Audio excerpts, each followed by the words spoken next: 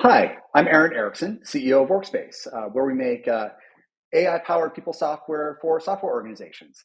And I'm really happy to talk today about one of the topics close to my heart, platform development. Some of my background is I was a VP of engineering at New Relic. I was a senior director of product at Salesforce, where in both those roles, I led significant platform efforts around building developer platforms.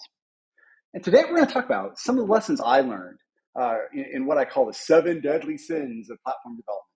We're also going to talk on some virtues about platform development as well. So let's get into it. So let's talk about one of the first sins, so to speak, in bad platform development or problematic platform development. And by the way, a lot of these are confessions, not lectures. These are all elements of things I've done, mistakes maybe I've made some version of in the past that I wish I had done a little bit differently. And one of those I'll call the sin of gluttony. Thou shalt not cause cost to spiral out of control due to lack of cost controls or forcing the wrong tool for the wrong workload. So one of the ways this can happen, and there's some stories I could tell you, but I've seen companies where almost a third of revenue got eaten by cloud costs, even when people costs were maybe only 1/10 of revenue.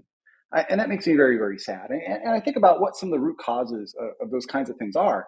And it's really kind of two things. One is just kind of gluttonous use of resources when just adding more resources to the pool doesn't necessarily help anything. But resources get added because, oh, well, we just need to solve this reliability issue. So let's just add more, throw more compute at it.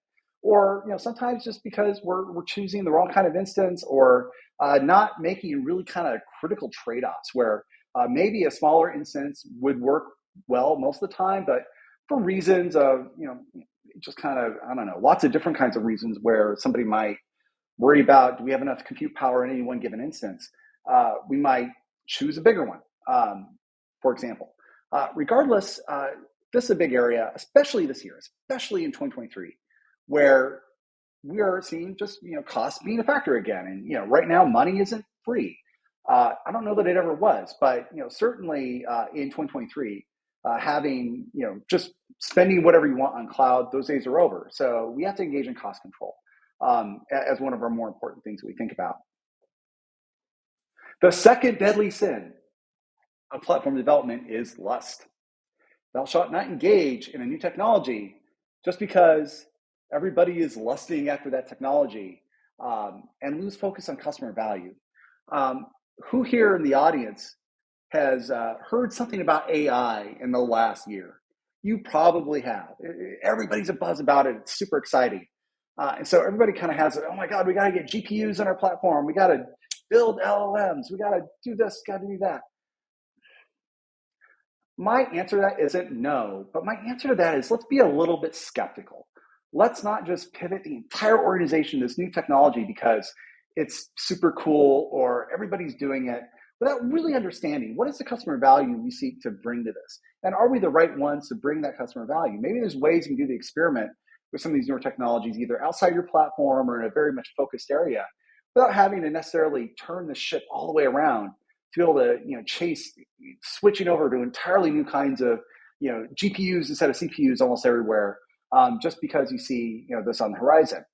This might be applicable to your business. I would say if you are primarily an AI company, you might be doing this right now, or you might be evaluating these choices. But if your platform doesn't really need to change for this, and you just kind of see this new kind of sexy technology on the horizon, it's not the main thing you should be doing. I know everybody's excited about it. We've gotten excited about this kind of stuff before. At one point, if you weren't doing Kubernetes, everybody thought something was wrong with you. And now we kind of see maybe that isn't always exactly the right path. Same thing goes here. Don't lust after technology just because it's new. There must be some other kind of bigger reason that has to do with customer value, not just your customers or your platform, your developers and other stakeholders, but your end customers as well. It's really, really important to think about the consequences of doing some of this stuff. Let's talk about another one. Greed. I don't think anybody in this audience is greedy. I really don't. But sometimes we do things in organizations because it's more expedient to, say, get promoted or kind of do what people just say around a vanity metric where The reality is maybe you should change or challenge the metric in some organizations. I've seen a lot of platform projects where they chose an uptime metric and they chose it in a manner that has no customer value whatsoever. So, for example, I literally saw one company measuring uptime by whether the health check URL returned a 200 HTTP code. The health check URL, which is always going to return 200 unless the health check service is dead. And I think one of the reasons they chose that was, well, it kind of helps the uptime numbers go up a little bit more in aggregate for the organization. There's all sorts of other kinds of bad usage of metrics where it's just not the right thing to focus on. A lot of times, you might focus on even one of the really good metrics in the DORA report, say release frequency, but outside of the context of some of the other ones. And if you don't think about release frequency paired with things like change fail rate, you might opt for one metric, overemphasize one metric at the exclusion of the other one, and thereby cause another kind of problem. Is it greedy to choose bad metrics? Not always, but a lot of times the reason we don't challenge those metrics is because we're afraid of what it might be for our politics in the organization. Our job isn't to just put ourselves out on the line to make dumb, politically bad decisions, but it is to build enough political credibility as leaders so that when somebody has a bad metric, we need to challenge them on a bad metric. We can challenge that in a manner where we might spend a little political credibility, but it's for the greater good of the organization. And it may mean you take a little bit of risk with getting that promotion. That is a virtuous risk to take, and the people around you will appreciate that. Even now in this environment where it's gotten a little bit more politically risky sometimes in environments where there's layoffs and whatnot. Hard thing to do, easy thing to say, right? Here's another one though. Sloth. Thou shalt not solve for only one set of stakeholders without balancing the needs of security, cost control, and developer experience. It is very easy to get centered on one of those three without really focusing on what do we really need to do for all three at the same time. You'll talk to a developer and they'll say, oh my gosh, all these security checks along the way, they slow me down, they hurt my ability to get cycle time up, they hurt my ability to get release frequency going, but they're still needed. They may be needed for audit reasons, they may be needed for compliance reasons, but I want to take the stance that a lot of people putting these in, they're not all doing this to make your job harder. Sometimes there's really important things that they care about as well. Maybe they haven't done a great job of explaining it to you and as well as you might want to understand it, but it's still there. It's important for you to kind of understand a little bit more deeply and with a mindset of curiosity when you talk to folks. Cost control, we talked a lot about that before, big theme of this year. But also, let's not forget developer experience. This year, again, it's one of these years where people are worried about security and cost control, maybe even a little bit more than developer experience in some places, maybe not so much others. But it's not going to be that to the exclusion of the other things, even in the most vibrant of times or the most challenging of times. You're still going to need to think about developer experience because it's the developers that get the product out the door. It's the developers that build the experiences for your customers. And if they can't get new stuff out the door, it's going to hurt the financials of the company. So you've got to have energy to be able to get all three of these things at the same time and not engage in the lazy thinking, which really just kind of solves for the metric of the most recent stakeholder group that you talk to, which is sadly a common pattern, including myself. I've done that before, and it's still bad. Wrap. Oh, wrap. Thou shalt not choose a platform based on how your prior platform failed you without understanding the trade-offs involved.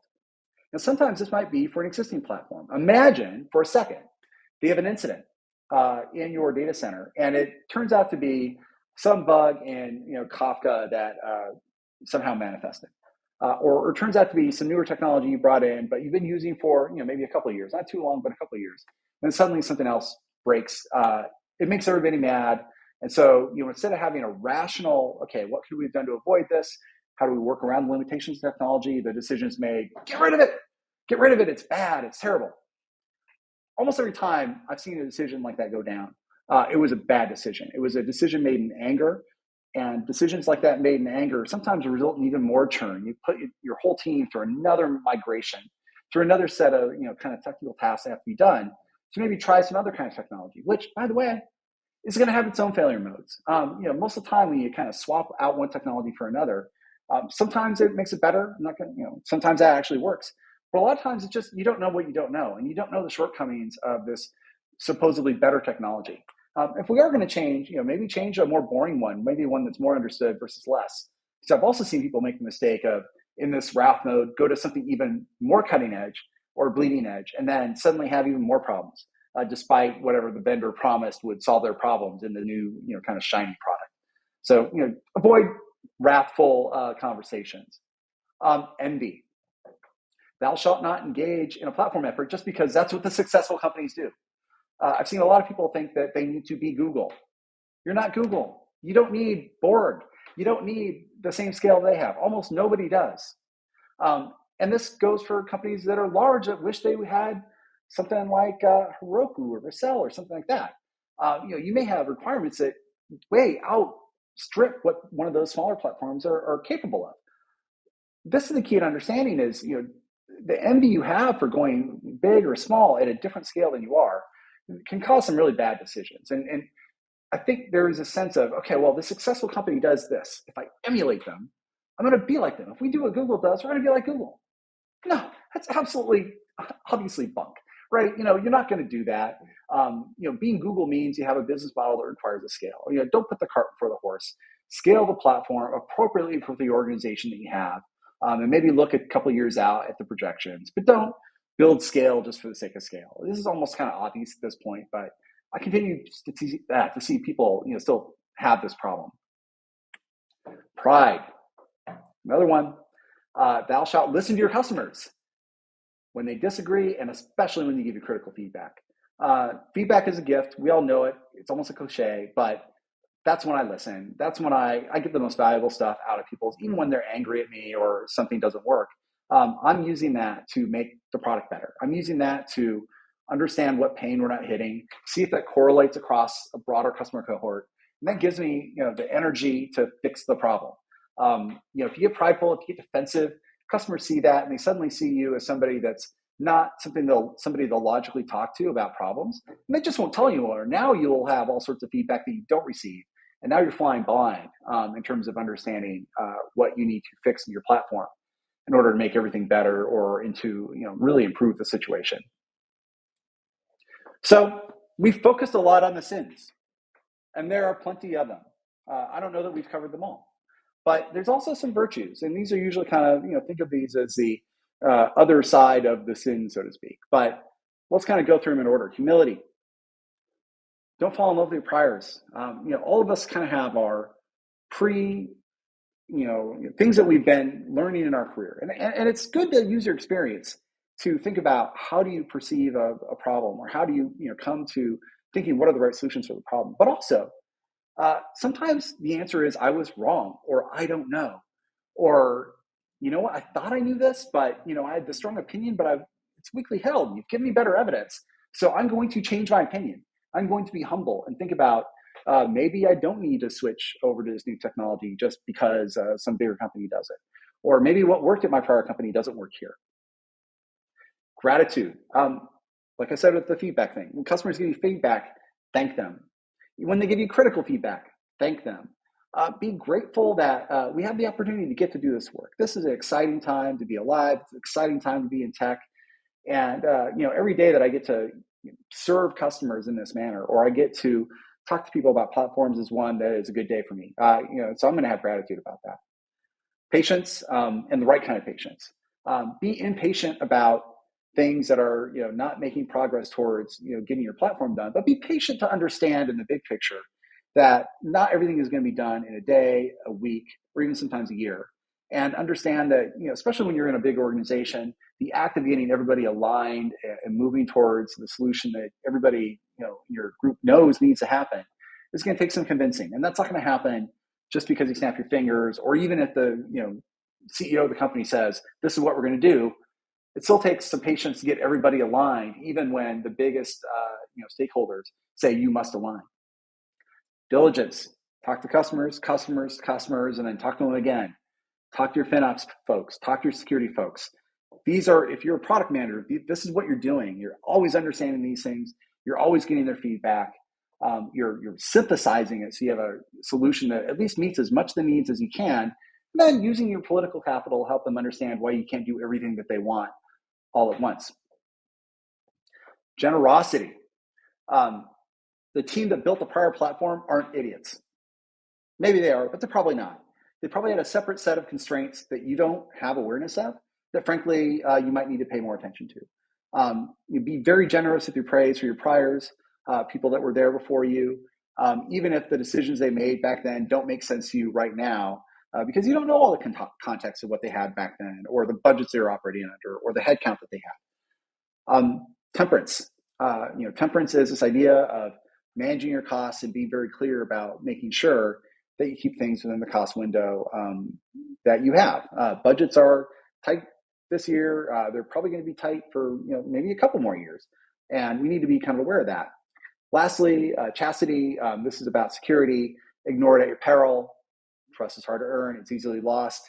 When you put out, when you have somebody like a platform that leaks credit card information, it's not going to be great for your company. And even if your company forgives you for that, your customers are not always going to be as forgiving. With that, thank you. Again, my name is Aaron. My email is here. I'd love to answer any questions anybody has, and I hope to see everybody at a forum soon. Thank you. Goodbye.